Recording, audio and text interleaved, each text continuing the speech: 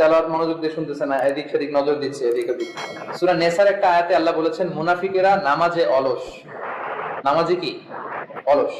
ওয়া ইযা কামু ইলা সলাতি কামু কুসালা, তারা যখন নামাজে দাঁড়ায় অলস ভাবে দাঁড়ায়।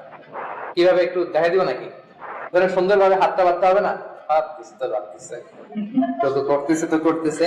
দেখবেন কিছু কিছু ছেলে আছে মানে তার কোনো গুরুত্বই নাই সালাতে, সে যে আল্লাহর সামনে দাঁড়াচ্ছে এই চিন্তাটাই তার নাই। বরং সাহাবারা নামাজে দাঁড়ালে দুনিয়া সব ভুলে যেতেন। আলী রাদিয়াল্লাহু তাআলা আনহুর পায়ের মধ্যে একবার যুদ্ধে একটা তীর বিঁধে যায়, প্রচন্ড জখম হয়, এটা বের করতে গেলে উনি চিৎকার মারে, এত এত গভীরে এটা ঢুকে যায়। রাসূল সাল্লাল্লাহু আলাইহি ওয়াসাল্লাম বললেন কি আর করা, আকিমিস সালাহ ইয়া বিলাল, ইকামত দাও। ইকামত দিল।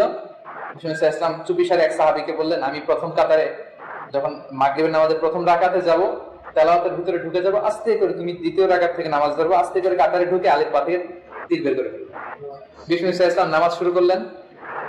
ওই সাহাবী কথা অনুযায়ী প্রথম রাকাতে বিষ্ণুনবী ফাতিহার পরে যখন একটা কেরাতের মধ্যে ঢুকে গেলেন, সবাই they are enjoying the recitation of রাসূলুল্লাহ, আল্লাহ রাসূলের মন্ত্রমুগ্ধ করা কণ্ঠে সুরের সংকারে শোনা সেই তেলাওয়াত তারা যখন এনজয় করতেছে, আলী রাদিয়াল্লাহু তাআলা আনহু মানে তেলাওয়াতের ভিতরে ঢুকে গেছে। এক সাহাবী ওখানে যে তার গায়ে যত শক্তি ছিল সব শক্তি দিয়ে এক টান মেরে তীর বের করে ফেলছে, ফিনকি দিয়ে রক্ত, জায়গাটা রক্তাক্ত হয়ে গেছে, ওনার খবরই নেই।